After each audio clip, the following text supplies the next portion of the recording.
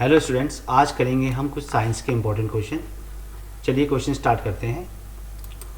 देखिए पहला क्वेश्चन है, चूना पत्थर का सूत्र है। चूना पत्थर देखिए, ये magnesium sulphate, calcium carbonate, Al2O3 यानी एल्यूमिनियम ऑक्साइड, ये हो गया कॉपर सल्फेट। तो इनमें से चूना पत्थर का फॉर्मूला हो गया बच्चों कैल्शियम कार्बोनेट। चौक अगर आता है तो चौक का फॉर्मूला भी यही होगा, और अगर संगमरमर आता है तो संगमरमर का फॉर्मूला भी यही होगा। इसके अलावा और भी फॉर्मूले आपके बुक में हैं, आप सभी फॉर्मूलों को याद कर लीजिए, ठीक है ना। जैसे विरंजक चूर्ण, इसे कहते हैं बच्चों ब्लीचिंग पाउडर, इसका फॉर्मूला हो जाएगा CaOCl2। कैल्शियम ऑक्सीक्लोराइड कहते हैं, पूरा अगर नाम बोलना है आपको, ठीक है ना। बेकिंग सोडा, बेकिंग सोडा को कहते हैं बच्चों सोडियम हाइड्रोजन कार्बोनेट, तो NaHCO3। धावन सोडा, इसे कहते हैं बच्चों धोने का सोडा भी कह सकते हैं, धावन सोडा भी कह सकते हैं। तो ये होता है Na2CO3 into 10H2O। Plaster of Paris यानी कि CaSO4 इंटू हाफ H2O, इसका नाम भी पूछ सकता है बच्चों। कैल्शियम सल्फेट आधा का इसे कहेंगे अर्ध हाइड्रेट, यानी कि कैल्शियम सल्फेट और हेमी हाइड्रेट भी कह सकते हैं। Gypsum CaSO4 into 2H2O।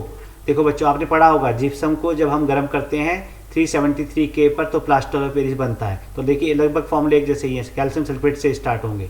साधारण नमक जो हम घर पे खाते हैं NaCl, और ये है हाइड्रेटेड कॉपर सल्फेट, तो ये तो हो गया कॉपर सल्फेट। हाइड्रेटेड है तो यहाँ पे 5 पानी के अणु भी शामिल होते हैं, ठीक है बच्चों। तो इन फॉर्मूलों को याद कर लें, साथ साथ इनके दो प्रयोग भी आप याद कर लेंगे। विरंजक चूर्ण का प्रयोग कहाँ, ब्लीचिंग पाउडर का यूज़ कहाँ पे होता है, जीवाणुओं को, पानी में जीवाणुओं को मारने में यूज कर सकते हैं, और विरंजक करने में, जैसे कपड़े सूती उद्योग वगैरह में ना, जहाँ पे सूती कपड़े वगैरह विरंजन करते हैं वहाँ पे भी यूज होता है। बेकिंग सोडा, तो बेकिंग सोडा से बनता है एक बेकिंग पाउडर, और एक ये एंटासिड होता है, उसका भी एक संगठक होता है।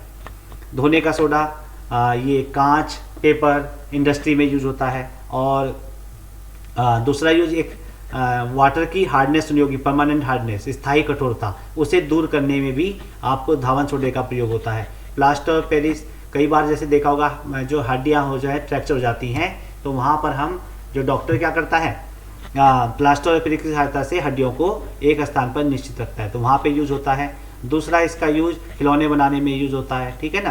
कहीं पे जैसे घर में आप दीवारों को स्मूथ करने के लिए वहाँ पे इसका यूज होता है, ठीक है ना। और इस तरह से आप सबके दो यूजेज कर लेंगे बच्चों, ठीक है। क्वेश्चन नंबर 2 चलते हैं। अम्लों की धातु से क्रिया करने पर कौन सी गैस निकलती है। तो देखिए बच्चों, कोई एक अम्ल ले लीजिए, HCl ले लिया, एक धातु ले लीजिए, कोई भी धातु ले लीजिए, जिंक ले ली मैंने, तो क्रिया करेंगे तो क्या बनेगा, ZnCl से रिएक्ट करके क्या बनेगा, ZnCl2। और H नहीं होता है यहाँ पे, जब भी हाइड्रोजन बनेगा तो अणु के रूप में आएगा, हाइड्रोजन गैस बनती है, ठीक है ना, ये गैस के लिए सिंबल है। तो कौन सी गैस निकलेगी बच्चों, अम्लों की जब क्रिया होगी किससे, धातु से, तो अम्लों की धातु से क्रिया पे हाइड्रोजन गैस निकलती है, तो आप हाइड्रोजन को टिक कर देंगे। नेक्स्ट है, विद्युत परिपथ में खुली प्लग की, यानी कि ओपन स्विच कह रहा है, ओपन स्विच के लिए कौन सा जो है प्रतीक होगा, खुली प्लग की के लिए। देखिए बच्चों, ये जो ये संकेत दिख रहा है, ये आपके पास रेजिस्टेंस को दिखाता है, यानी कि प्रतिरोध को दिखाता है, तो ये तो नहीं है। दूसरा बच्चों देखिए, ये सेल को दिखाता है, तो ये भी नहीं है। तीसरा देखिए बच्चों, इस तरह से कर देंगे। तीसरा देखिए, ये और ये, इन दोनों में डिफरेंस क्या है बच्चों, इसके बीच में डॉट है। तो आपने कुंजी देखी होगी, अगर आप लेबोरेटरी में गए हैं, साइंस लेबोरेटरी में, वहां पे देखा होगा इस तरह की होती है। जब ये लगा देते हैं तो ये परिपथ क्या हो जाता है, क्या हो जाता है, चालू हो जाता है, बंद परिपथ हो गया। तो ओपन की कौन सी होगी बच्चों, ये वाला आंसर आपका हो गया। प्रतिरोध का ऐसा ही मात्रक है। प्रतिरोध को देखिए, जब हम किसी चालक में जो है करंट प्रवाहित होती है तो एक रेजिस्टेंस आपके पास लगता है, उसे हम प्रतिरोध कहते हैं। तो यहाँ पे प्रतिरोध का मात्रक क्या हो जाएगा बच्चों, ओम। ये मात्रक किसका है, वोल्ट। ये विभवांतर का है अगर पूछेगा, तो ये किसका है, एम्पियर करंट का है। और ये ओम मीटर है, तो ओम मीटर होता है बच्चों किसका, वैद्युत प्रतिरोधकता का, यानी कि इलेक्ट्रिकल रजिस्टिविटी का। तो ये वाला इसका आंसर हो जाएगा ओम। मानव शरीर में वृक्क किससे संबंधित है, वृक्क कहते हैं बच्चों किडनी को। तो किडनी का काम क्या है बच्चों, ब्लड में से जो आपके पास ब्लड को प्योरीफाई करने का काम करता है। तो ये किस में आएगा बच्चों, उत्सर्जन तंत्र में आएगा। नेक्स्ट देखेंगे बच्चों, क्वेश्चन नंबर 6। देखिए गोलीय दर्पण के ध्रुव, ध्रुव कहाँ पे होता है बच्चों, देखिए ये मैंने दिखा रखा है यहाँ पे, ये है आपके पास अवतल दर्पण और ये वाला है उत्तल दर्पण, ठीक है। तो यहाँ पे देखिए ये वाला पॉइंट होता है ध्रुव, जहाँ पे देखिए इस दर्पण का जो सेंटर समझ लीजिए, ये आपके पास क्या हो गया, ध्रुव हो गया। फोकस, फोकस कहाँ पे होता है, देखो यहाँ पे जहाँ से आपने ये सर्कल बनाया तो ये हो गया सेंटर ऑफ कर्वेचर, और ये हो गया इसके आधे डिस्टेंस पे होता है फोकस। तो कह रहा है ध्रुव से लेकर के फोकस तक की दूरी, इस वाली दूरी का नाम क्या होता है, अगर आपने न्यूमेरिकल वाली वीडियो देखी होगी उसमें बता रखा है मैंने, इस दूरी को कहते हैं बच्चों फोकस दूरी। ऐसे ही इस पे आ जाएगा। विस्थापन अभिक्रिया किसे कहते हैं, एक उदाहरण देकर समझाइए। देखिए ऐसी अभिक्रिया जिसमें अधिक अभिक्रियाशील धातु, क्रियाशील धातु कम क्रियाशील धातु को उसके विलयन से विस्थापित कर देती है। तो देखा होगा आपने एक्टिविटी सीरीज ऑफ मेटल, यानी धातुओं की क्रियाशीलता श्रेणी। तो क्या होती है बच्चों, के ऐसे भी याद कर सकते हैं, केदारनाथ, का, माली, आलू, जरा, फीके, फकाता है, और यहाँ पे होता है कॉपर नीचे, ठीक है बच्चों। और भी नीचे होते हैं AG, AU, ठीक है, यहाँ पे जगह नहीं है, ठीक है।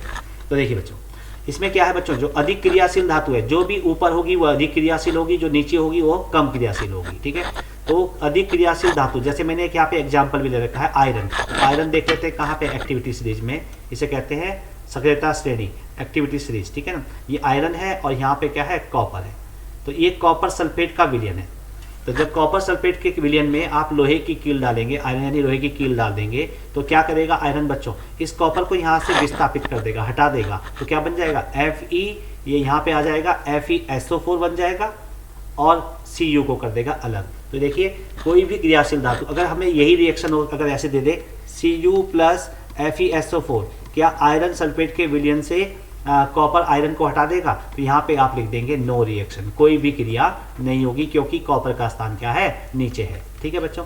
इसी तरह से संयोजन अभिक्रिया, वियोजन अभिक्रिया और द्विवियोजन अभिक्रिया भी आपके सिलेबस में है, आप उसे भी कर लेंगे बच्चों। 8वां देखिए, ओम का नियम परिभाषित करें। ओम का नियम क्या है बच्चों, समान ताप पर जैसे कोई तार ले ली, किसी परिपथ में एक धातु की तार ले ली, इसके सिरों के बीच विभवांतर, विभवांतर किससे नापते हैं बच्चों, वोल्ट मीटर से, उसमें प्रवाहित होने वाली विद्युत धारा, और यहाँ पे मान लीजिए I करंट बह रही है, ठीक है, तो उसके समानुपाती होता है। आप ऐसे याद कर लेंगे, ये विभवांतर हो गया, और समानुपाती किसके होता है बच्चों, करंट के, जो करंट बह रही है परिपथ में, ठीक है। लेकिन कंडीशन क्या है, टेम्परेचर क्या होना चाहिए, तार का समान रहना चाहिए, टेम्परेचर नहीं चेंज होना चाहिए, ठीक है बच्चों। तो अब क्या करेंगे इसमें, इसे मैं ले आता हूँ नीचे, V/I, और यहाँ पे आ जाएगा कोई नियतांक। नियतांक यहाँ पे जो प्रयोग होता है उसे हम दिखाते हैं किससे, R से, और वो कहलाता है चालक का प्रतिरोध, ठीक है। प्रतिरोध आपने पढ़ा होगा, इसका मतलब मैंने बताया था अभी, ओम होता है। नेक्स्ट देखिए बच्चों, क्वेश्चन नंबर 9, दो चुंबकीय क्षेत्र रेखाएं एक दूसरे को प्रतिच्छेद क्यों नहीं करती हैं। तो चुंबकीय रेखाएं अगर आपने प्रैक्टिकल किया होगा तो वहाँ पे भी आपने एक मैग्नेट रखा होगा, किसमें, पेपर पे, और चुंबकीय बल रेखाएं दिक सूची यानी कि कंपास की सहायता से आपने ड्रॉन की होंगी। तो इस तरह से आई होंगी आपके पास, ये थोड़ा सा सही नहीं बन रहा है, आप देख लेंगे, और नीचे को इस तरह से, और बीच में से समांतर रखा, ठीक है। तो बच्चों ये आपका नॉर्थ पोल है सपोज मैग्नेट का, और ये क्या है, साउथ पोल है। तो जो ये चुंबकीय बल रेखाएं होती हैं नॉर्थ, इसमें देखो ये भी आ सकता है कि चुंबकीय बल रेखाओं के 4 गुण लिखिए, तो वहां पे आप लिख देंगे चुंबकीय बल रेखाएं क्या होती हैं, उत्तरी ध्रुव से शुरू होकर दक्षिण ध्रुव तक चलती हैं, और उसके अंदर मैग्नेट के अंदर, चुंबक के अंदर साउथ से नॉर्थ की तरफ चलती हैं, यानी दक्षिण ध्रुव से नॉर्थ ध्रुव की तरफ चलती हैं। दूसरा पॉइंट आप लिख देंगे कि ये क्या है, एक क्लोज्ड कर्व है, यानी कि बंद वक्र है, ठीक है ना। बंद वक्र कैसे, यूं गई और यूं आई, तो एक क्लोज फिगर हो गया, ठीक है ना। तीसरा है ये एक दूसरे को कभी भी प्रतिच्छेद नहीं करती हैं। तो यही वाला क्वेश्चन यहाँ पे आ रखा है कि चुंबकीय बल रेखाएं एक दूसरे को प्रतिच्छेद नहीं करती हैं, ये भी इसी के पॉइंट में आएगा। और चौथा पॉइंट आपका हो जाएगा चुंबकीय बल रेखाओं में कि ये जो है ध्रुव पे क्या होती हैं, नज़दीक होती हैं, यानी कि, और बीच में क्या होती हैं, दूर दूर होती हैं, ठीक है ना। तो ये तो चुंबकीय बल रेखाओं के गुण हैं, इसे भी आप याद कर लेंगे। अब क्वेश्चन है कि चुंबकीय बल रेखाएं एक दूसरे को काटती क्यों नहीं है। देखिए सपोज इन रेखाओं ने यहाँ पे काट दिया और यहाँ पे रख दिया हमने कंपास, यानी कि दिक सूची।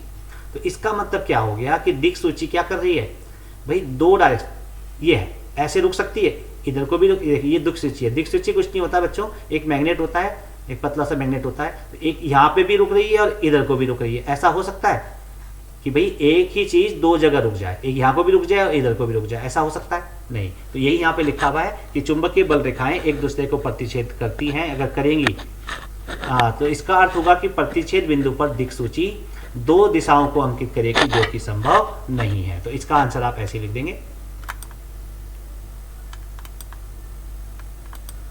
तो 9th हो गया। 10th क्वेश्चन देखेंगे।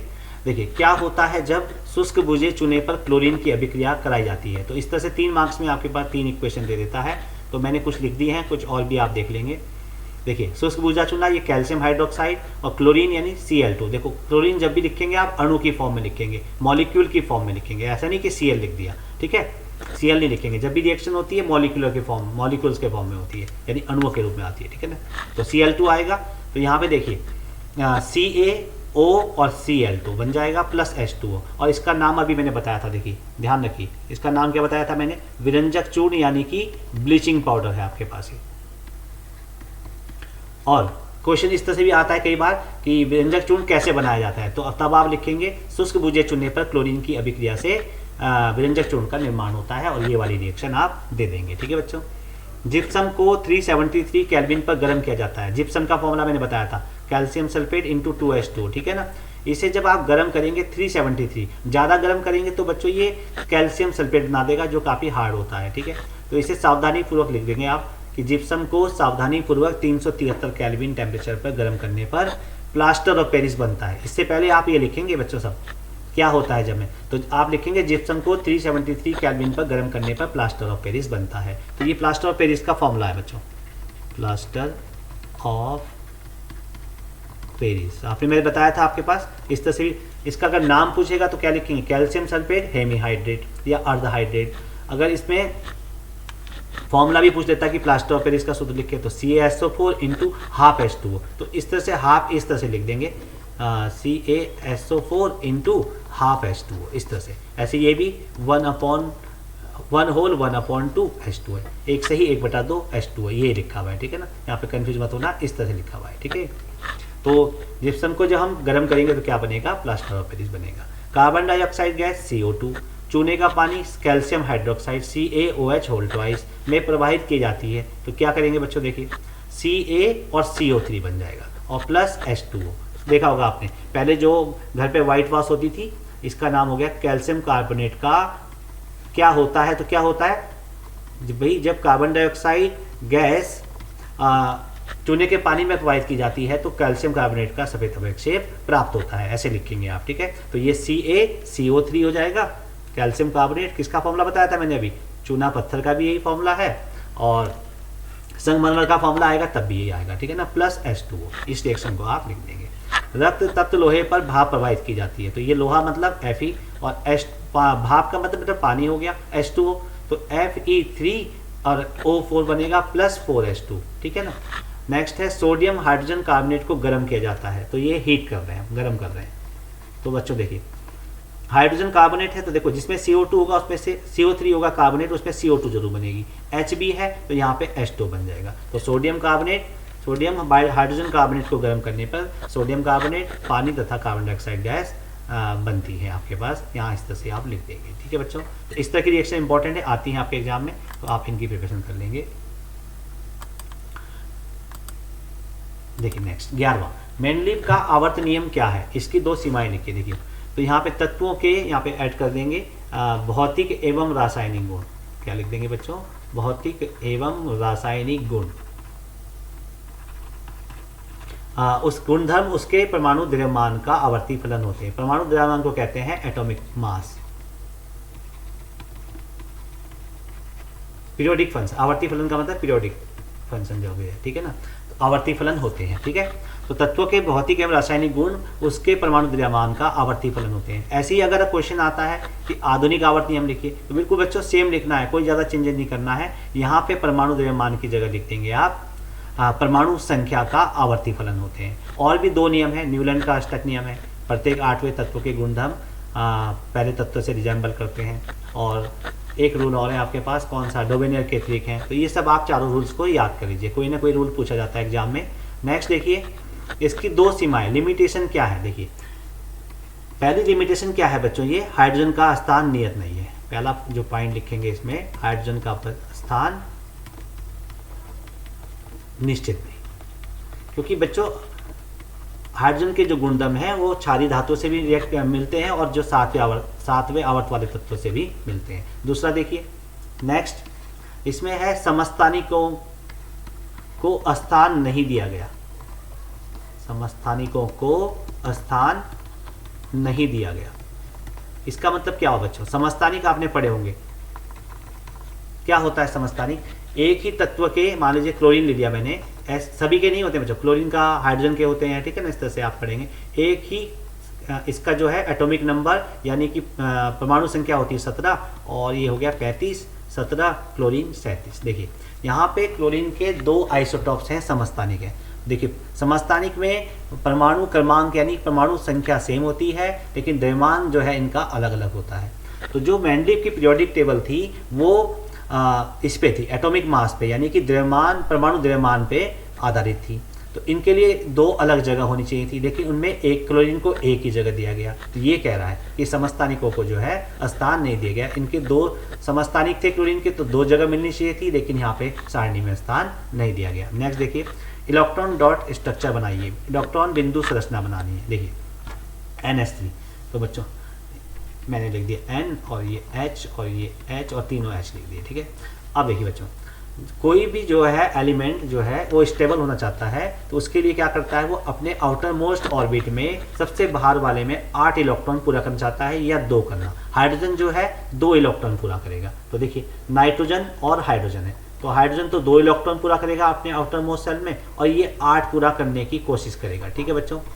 अब देखिए सबसे पहले आपको लर्न करना पड़ेगा ये है कहाँ पे आपके पास, हाय हेलो, इस तरह से आप लर्न कर लेंगे। मैंने इस तरह से कर रखी है, आप अगर किसी और तरीके से कर रखी है लर्न तो उसी तरीके से करेंगे। हाय हेलो, फर्स्ट 20 एलिमेंट्स क्या होगा, listen BBC news of Netherland, और यहाँ पे मैंने लर्न कर रखा है नेम सी पास्कल, और ये हो गया आर्गन, और ये हो गया के, और ये सी है। आपने जिस भी तरीके से फर्स्ट 20 एलिमेंट्स लर्न कर रखे हैं आप उसी तरह से ये ध्यान रखिए, लेकिन ये लर्न होने चाहिए, इसके बिना आप केमिस्ट्री नहीं कर पाएंगे बच्चों। देखिए अब देखिए यहाँ पे किसकी बात हो रही है, नाइट्रोजन की। 1 2 3 4 5, ये 5वें समूह यानी ग्रुप का एलिमेंट है, ठीक है बच्चों, ये 5th समूह का है। तो इसके देखिए इसका नंबर कितना है 2 और ये 5 7 नंबर है इसका। नाइट्रोजन का नंबर कितना है 7 लिख देता हूँ मैं यहाँ पे। तो इसका इलेक्ट्रॉनिक कॉन्फ़िगरेशन हो गया 2 5, और हाइड्रोजन का जो नंबर है वो कितना है 1, ठीक है। तो इससे देखिए इसके बाहरी सेल में एक ही इलेक्ट्रॉन है, वैलेंस इलेक्ट्रॉन कहते हैं। इसके आउटर मोस्ट सेल में 5 इलेक्ट्रॉन है, तो इसे 3 और चाहिए, इसे क्या चाहिए 1, इसे 1 और चाहिए।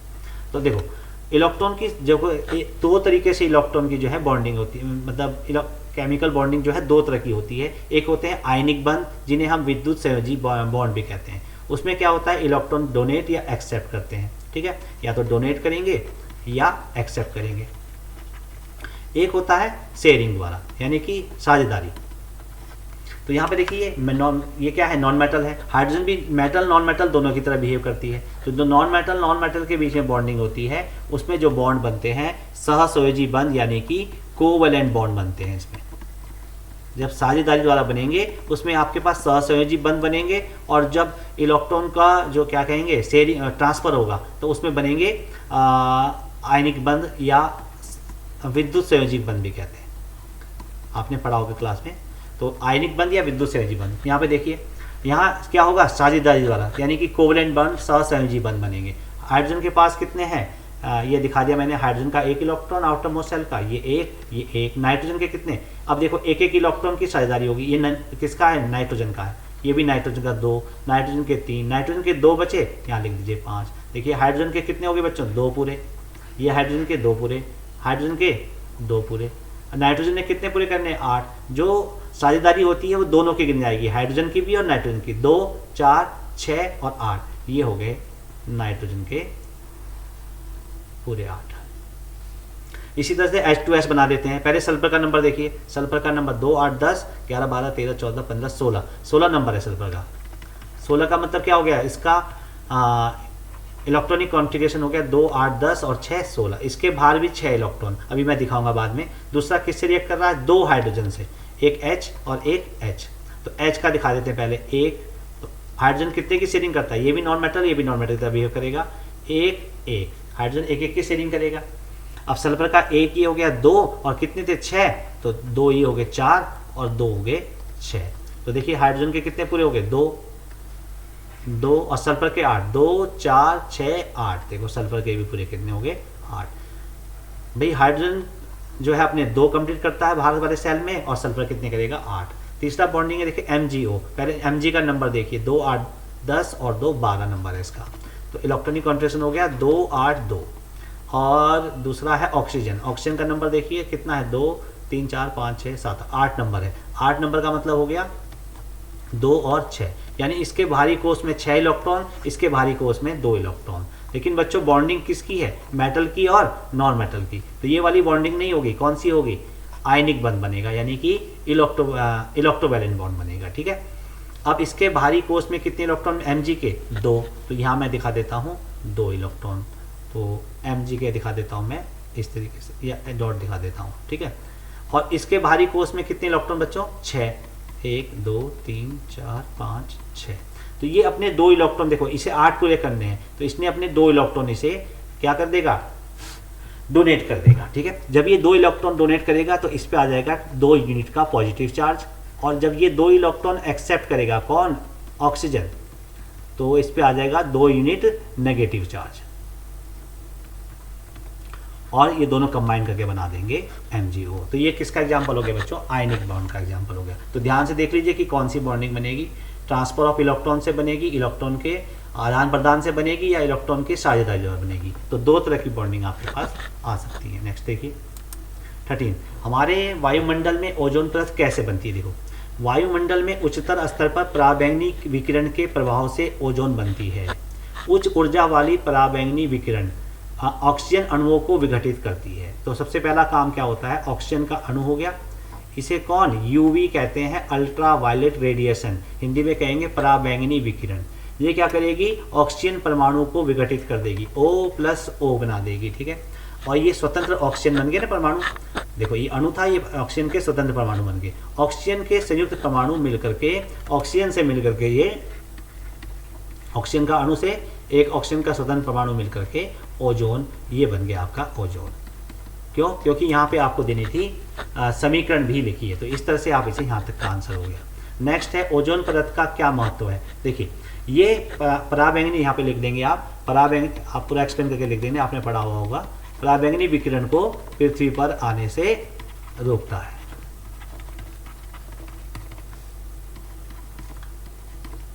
तो बच्चों इसका कई बार ये पूछ लेता है। तो इसका क्या, अगर ये पराबैंगनी विकिरण क्या होगा? अगर अर्थ पे आएगा तो हमारी त्वचा से स्किन कैंसर टाइप के, त्वचा कैंसर टाइप के रोग हो जाते हैं। और आजकल सुना होगा आपने कि इस पे जो है ओजोन परत पे क्या हो रहा है? होल हो रहा है। होल का मतलब यहाँ से ओजोन क्या हो रही है? कम हो रही है। ओजोन क्या हो रही है? कम हो रही है। तो क्या होगा इससे? ये क्यों हो रही है? देखिए एक CFCS यानी कि क्लोरोफ्लोरोकार्बन है आपके पास, और ये जो यूज होता है किसमें? रेफ्रिजरेटर में। रेफ्रिजरेटर यानी फ्रिज में यूज होता है, या फायर एक्सटिंग्विशर में, एक्सटिंग्विशर, ठीक है ना, यानी कि अग्निशमक में जो आग बुझाने का काम है उसमें प्रयोग होता है। तो इसके प्रभाव से अगर पूछ लेगा कि किस रसायन के प्रभाव से जो है ये जो है इस पे होल हो रहा है या डिप्लीट हो रही है या इसमें कमी आ रही है, तो ये आएगा क्लोरोफ्लोरोकार्बन। इसे हिंदी में भी लिख सकते हैं, CFC लिखेंगे तब भी आ जाएगा, फ्लोरो या पे ओ की मात्रा फ्लोरो। अपनी बुक से देख लेना ढंग से जो भी लिखा हुआ वहाँ पे, आधा ल यो रो, फ्लोरोकार्बन से, यानी इंग्लिश में भी लिखते हैं CFC, या हिंदी में लिखेंगे तो क्लोरोफ्लोरोकार्बन के द्वारा ये क्या हो रही है? नष्ट हो रही है। ठीक है ना। नेक्स्ट देखिए निम्नलिखित समीकरणों को संतुलित करिए। संतुलित का मतलब यहाँ पे जितने नंबर ऑफ एटम्स इस साइड है, परमाणु इधर हैं, उतने ही इस साइड होने चाहिए। चलो बैलेंस करते हैं फटाफट। देखिए यहाँ पे आयरन का एक परमाणु है। देखिए जो भी आप बैलेंस करेंगे ध्यान रखना, यहाँ पे लिखेंगे, ये यहाँ पे नहीं लिख सकते आप बीच में, ये पूरा एक मॉलिक्यूल है, यहाँ पे लिखेंगे इसके पहले। ठीक है ना। जो भी अगर आपने मल्टीप्लाई करना है वो इस नंबर यहाँ पे आएगा। तो स्टार्ट करते हैं बच्चों। देखिए यहाँ पे आयरन का 1 परमाणु, यहाँ पे आयरन के 3 परमाणु, तो यहाँ पे हमें आयरन के 3 परमाणु बैलेंस करने पड़ेंगे, तो 3 से गुना कर दिया, 3Fe हो गया। नेक्स्ट देखते हैं हाइड्रोजन। हाइड्रोजन के यहाँ पे 2 परमाणु, यहाँ पे भी हाइड्रोजन के 2 परमाणु। ऑक्सीजन का 1 परमाणु, ऑक्सीजन के 4 परमाणु, यानी इस साइड बैलेंस नहीं है। तो कैसे बैलेंस होगा बच्चों, इधर भी हम क्या करते हैं 4 से गुना कर देते हैं। अब लेकिन जब 4 से गुना होगा तो हाइड्रोजन भी गुना होगा, 4 दूनी 8 हो गए हाइड्रोजन के, यहाँ पे हाइड्रोजन के 2 है, तो इधर भी आप 4 से मल्टीप्लाई कर दीजिए। हाइड्रोजन के भी कितने हो गए 8, ऑक्सीजन के 4, ऑक्सीजन के 4। अब देखिए परमाणुओं की संख्या क्या है दोनों साइड में बराबर है, ऐसी इक्वेशन को हम कहते हैं संतुलित रासायनिक समीकरण। इसमें आइए Na1 Na2, तो यानी यहाँ पे Na के कितने करने पड़ेंगे 2, ऑक्सीजन के 2 हो गए, यहाँ पे ऑक्सीजन के 2 है, हाइड्रोजन के 2 हो गए, हाइड्रोजन के 2 है, जिंक का 1 है, जिंक का 1 है। ठीक है बच्चों, तो ये हो गया आपके पास बैलेंस। ठीक है, और भी समीकरण है, आप सबको एक बार प्रैक्टिस कर लीजिए बैलेंस वाली को। इलेक्ट्रॉनिक विन्यास लिखिए एल्यूमिनियम आपके पास, देखिए एल्यूमिनियम में का नंबर है कितना 30। देखो एक है इलेक्ट्रॉनिक विन्यास में क्या होता है बच्चों, इसे आप निकाल सकते हैं कि किस वाले कोष में कितने इलेक्ट्रॉन है। मान लीजिए नाभिक है, तो ये पहला कोष हो गया, तो इसमें कितने इलेक्ट्रॉन आएंगे, तो इसके लिए फॉर्मूला है 2 × 1 का स्क्वायर, यानी कि 1 का स्क्वायर 1 होता है, 2 × 1 = 2 हो जाएगा। दूसरे कोष में 2 × n की जगह 2 रख दीजिए, 2 दूनी 4, 4 दूनी 8। तीसरे कोष में 2 की घात 3, 2 3 6, 2 दूनी 4 दूनी 8 और दूनी नहीं 3 का स्क्वायर, तो 3 9 और दूनी 18। तीसरे कोष में 18 इलेक्ट्रॉन, चौथे में निकालने हैं, तो चौथा कोष है तो n की वैल्यू 4 रख देंगे, 4 चौके 16 दूनी 32 इलेक्ट्रॉन। लेकिन ये एक ही रूल नहीं है, एक दूसरा रूल भी है, आउटर मोस्ट सेल में 8 से ज़्यादा इलेक्ट्रॉन नहीं हो सकते। दूसरा रूल भी लगेगा बच्चों, ध्यान रखना है इसका भी, किसी भी आउटर मोस्ट सेल में 8 से ज़्यादा इलेक्ट्रॉन नहीं हो सकते। तो चलिए स्टार्ट करते हैं एल्यूमिनियम का इलेक्ट्रॉनिक विन्यास। तो 2 पहले में कितने आ सकते हैं 2, तो 2 आ जाएंगे, दूसरे में 8 आ सकते हैं तो 8 आ जाएंगे, 10 हो गए। अब कितने बच्चे 3। मैग्नीशियम 12, तो 2 पहले में आ जाएंगे, 8 10 और 2 12। और एक क्लोरीन कितना हो जाएगा बच्चों 17, तो यहाँ माइनस नहीं है। अब देखिए 17 का मतलब कितना हो गया, 2 पहले में, 8 दूसरे में और 7 तीसरे में। चलो एक और मैं दे देता हूँ, मान लीजिए कैल्शियम ले लीजिए। कैल्शियम का नंबर बच्चों 20 होता है। अब कितना आएगा, पहले में 2, 8 10, अब तीसरे में 18 आ सकते हैं, तो क्या यहाँ पे 10 लिखते हैं, 10 और 10 20, नहीं गलत हो जाएगा बच्चों। बाहर वाले, दूसरा मैंने रूल बताया था कि बाहर वाले जो है कोष में 8 से ज़्यादा इलेक्ट्रॉन नहीं हो सकते हैं, तो इसमें कितने हो सकते हैं बच्चों 8 ही हो सकते हैं ज़्यादा, तो 2 8 10 8 18 और 2 20। एक क्वेश्चन जो है आपके पास और पूछा जा सकता है, क्या पूछा जा सकता है, देखिए ये पूछ सकता है कि ये किस अगर हम इस पे जाते हैं किस में, आवर्त सारणी में, आधुनिक आवर्त सारणी में। ये थोड़ा सा क्वेश्चन हट गया लेकिन मैं फिर भी बता दूं क्योंकि इंपॉर्टेंट क्वेश्चन है, कई बार आपसे पूछ लेता है एग्जाम में।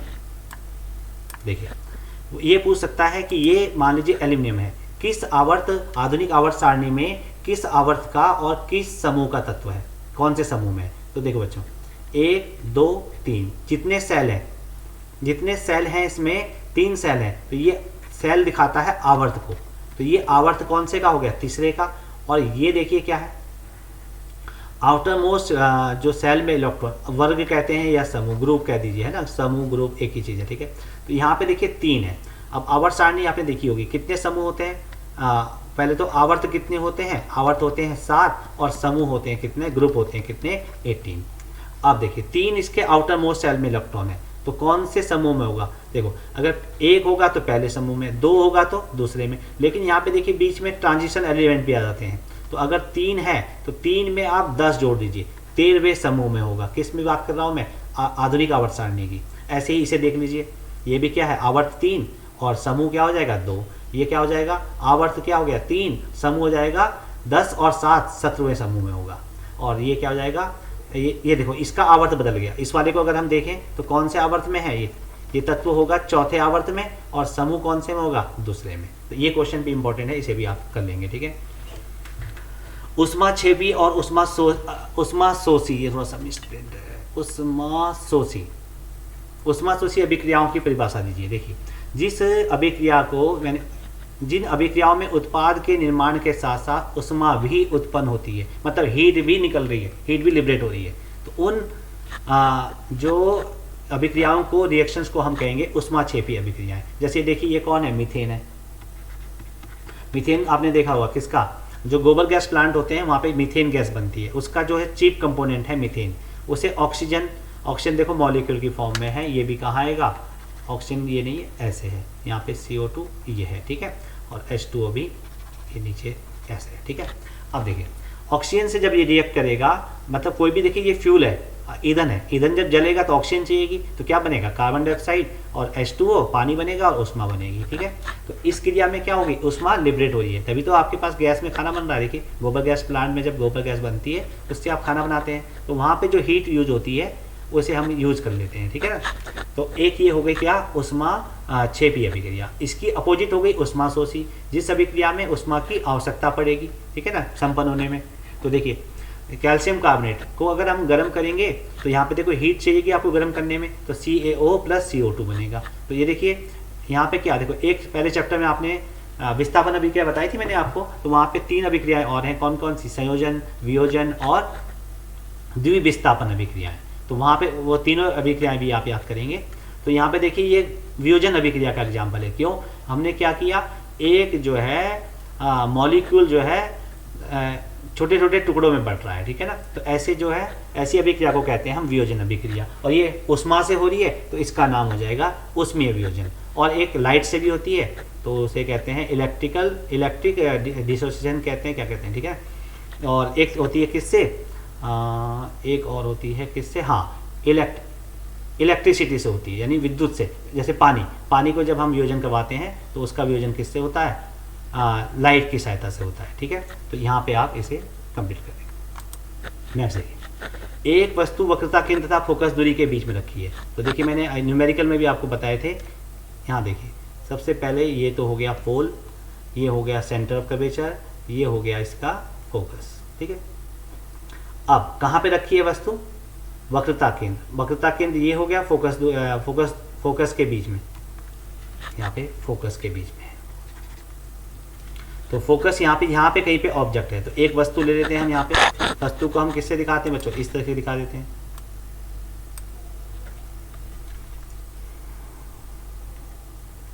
ये आपके पास वस्तु रखी है। अब कह रहा है ये कौन सा दर्पण लिया हमने, अवतल दर्पण, इस साइड पॉलिश कर दीजिए। और उत्तल दर्पण, तो इस साइड उत्तल दर्पण में होगा, इस साइड पॉलिश हो जाएगी। ये हो गया कौन सा, अवतल, यानी कि कॉनकेव दर्पण, मिरर। और ये हो गया उत्तल दर्पण यानी कि कॉन्वेक्स मिरर। अब देखिए बनने वाली प्रतिबिंब की स्थिति किरण आरेख द्वारा दिखाइए, यानी कि आपको रे डायग्राम द्वारा दिखाना है। देखिए अब यहाँ पे याद नहीं करना डायग्राम को, मैंने पहले बताया आपको, ठीक है ना। एक गई ये मुख्य अक्ष के समांतर एक किरण ले ली, तो आपने रूल पढ़ा होगा, जब मुख्य अक्ष के समांतर जब कोई किरण जाती है, रे जाती है, तो कहाँ से जाती है, फोकस से निकल जाती है। भाई परावर्तन के पश्चात कहाँ से जाएगी, फोकस से जाएगी, इधर से गई और इधर से वापस हो गई, ठीक है। एक किरण और लेनी पड़ेगी, कम से कम 2 रे हमें चूज करनी पड़ती हैं अगर हमें क्या बनाना है, किरण आरेख बनाना है, प्रतिबिंब को दिखाना है। दूसरी किरण ले रहा हूं मैं बच्चों फोकस से जाने वाली,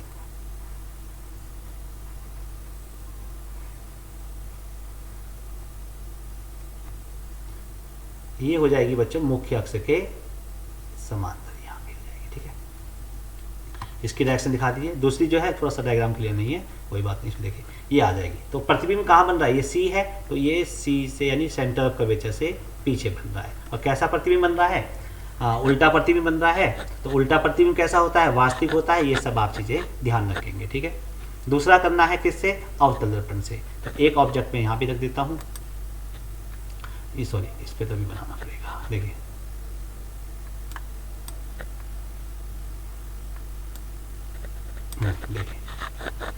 यहाँ पे भी एक वस्तु रख देते हैं। चलो ये तो पहले तो इसका ले लीजिए, क्या ये हो गया सेंटर कर्वेचर, ये हो गया फोकस, ये हो गया सी, ये हो गया सेंटर कर्वेचर, ये हो गया इसका आधी दूरी पे हो जाता है फोकस। यहाँ से हम एक रे ले लेते हैं, देखिए इधर भी आप दिखा दीजिए, इतनी ही दूरी पे फोकस, और ये हो गया इसका सेंटर कर्वेचर। देखिए बच्चों 2 रेज यहाँ पे भी आपको चूज करनी पड़ेंगी। एक रे ले रहा हूं मैं जो मुख्य अक्ष के समांतर है, तो यहाँ से ऑब्जेक्ट कहाँ रखना है, वक्रता केंद्र और फोकस दूरी के बीच में। अगर आपको याद होगा इस पे देखिए, अगर अनंत पे कहीं दोस्त वस्तु रखी है बहुत दूर, तो उसका प्रतिबिंब बनता है फोकस पे। बाकी कहीं पे भी रखेंगे आप वस्तु को, तो प्रतिबिंब कहाँ बनेगा बच्चों? फोकस के और ध्रुव के बीच में बनता है, ध्यान रखना।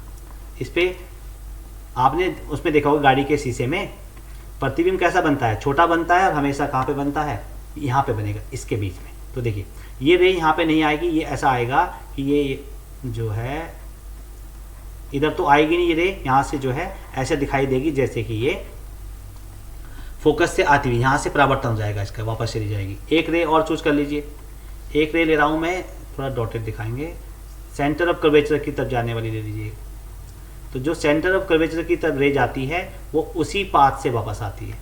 भाई जो वक्रता केंद्र की तरफ जो किरण जाती है वो उसी रास्ते से क्या हो जाती है? वापस हो जाती है। और इधर कर दीजिए आप थोड़ा सा शेडेड, मिरर को थोड़ा सा छोटा करना पड़ेगा, इधर करेंगे शेडेड, क्योंकि इधर तो आपके पास किरण ने जाना नहीं है, ठीक है ना। तो अब देखिए बच्चों, प्रतिबिंब कहाँ पे बना? इसका प्रतिबिंब देखो, ये वाली रे यहाँ तो कहीं मिलेगी नहीं, ये तो ऐसे आ गई, तो यहाँ पे मिल रही है, तो जहाँ पे ये दोनों मिलेंगी तो इस तरह का आपका प्रतिबिंब बनेगा। इसलिए आपने देखा होगा गाड़ी के दर्पण में हमेशा सीधा प्रतिबिंब बनता है, ठीक है ना, और वस्तु से छोटा बनता है, और सीधा प्रतिबिंब को हम कहते हैं आभासी प्रतिबिंब। इस तरह से आप डायग्राम बना लेंगे। अच्छा एक चीज़ ध्यान रखिए बच्चों, जब भी आप डायग्राम बना रहे हैं, इसे कंपास से बना लीजिए शायद, और इसे देखिए, मान लीजिए आपने 4 सेंटीमीटर दूर दिया सी पॉइंट, तो 2 सेंटीमीटर दूर जब आप पॉइंट एफ लेंगे तो आपको डायग्राम में याद करने की जरूरत नहीं है, और इन रेखाओं को जो आप समांतर लेंगे, ठीक है, तो आपको याद करने की जरूरत नहीं कि कहाँ पे डायग्राम बनेगा, आप अपना डायग्राम अपने आप बन जाएगा। तो कहाँ बन रहा है? वक्रता केंद्र से पीछे, और उल्टा प्रतिबिंब बन रहा है, और वस्तु से क्या बन रहा है? बड़ा, सब आपको अपने आप दिख जाएगा। इसमें क्या बन रहा है? वस्तु से छोटा आभासी प्रतिबिंब, और कहाँ बन रहा है? दर्पण के पीछे। तो ये याद करने की जरूरत नहीं है, आप डायग्राम बनाएंगे तो समझ में आ जाएगा। व्याख्या कीजिए कि तारे क्यों टिमटिमाते हैं। देखिए बच्चों, रात को देखा होगा तारे टिमटिमाते हुए आपने, तो सबसे पहला पॉइंट है कि वायुमंडलीय अपवर्तन, प्रकाश का अपवर्तन होता है वायुमंडल में, ठीक है ना। पहला पॉइंट तो ये लिख देंगे कि टिमटिमाना प्रकाश के वायुमंडलीय अपवर्तन के कारण है। वायुमंडल में जब लाइट आती है बच्चों, मान लीजिए लाइट आ गई, तो यहाँ पे क्या होती है? विभिन्न लेयर, अलग अलग डेंसिटी की लेयर होती है। तो यहाँ से जब लाइट आई तो इसका क्या होता रहता है बच्चों? अपवर्तन होता रहता है। और ये हमारी आईज हो गई, यहाँ पे हम मान लीजिए हम खड़े हैं, तो यहाँ पे जब हमें दिखाई देगा तो क्या दिखाई देंगे? टिमटिमाते। ऐसा क्यों? देखिए ये लाइट कभी तो हमारी आंखों में आ जाएगी, कभी नहीं आएगी, ठीक है ना, हटती रहेगी इस तरह से। तो क्या होगा? देखिए इस तरीके लिखें किस तरह से, पृथ्वी के वायुमंडल में प्रवेश के पश्चात पृथ्वी तक पहुंचने तक तारे का प्रकाश निरंतर अपवर्तित होता रहता है, यानी कि ये बैंड होता रहता है, ठीक है। आंखों में प्रवेश करने वाले प्रकाश की मात्रा झिलमिलाती रहती है, और इसी कारण से हमें तारे टिमटिमाते हुए दिखाई देते हैं। नेक्स्ट क्वेश्चन देखिए, श्रेणी क्रम में संयोजित करने के स्थान पर वैद्युत युक्तियों को पार्श्व क्रम में संयोजित करने के क्या लाभ हैं? देखिए हमारे घर में देखिए, मान लीजिए ये हो गया, हाँ कौन सा क्रम? समांतर क्रम। तो जब मान लीजिए यहाँ पे आपने बल्ब लगा दिया, और यहाँ पे लगा दिया आपने फैन लगा दिया, मान लीजिए, ठीक है ना, इस तरह से स्विच होते हैं। तो जो हमारे घर में जो परिपथ होता है, जो सर्किट होता है, वो कैसा होता है? पैरेलल कॉम्बिनेशन में होता है। तो इसका बेनिफिट क्या है बच्चों? देखो मान लीजिए यहाँ से जा रही है करंट एक, और ये करंट जा रही है, अगर ये खराब हो गया तो यहाँ पे ये सर्किट फिर भी पूरा रहेगा आपके पास, ठीक है। तो इसमें यही बेनिफिट है। अगर हमने इसे किसमें लगा दिया?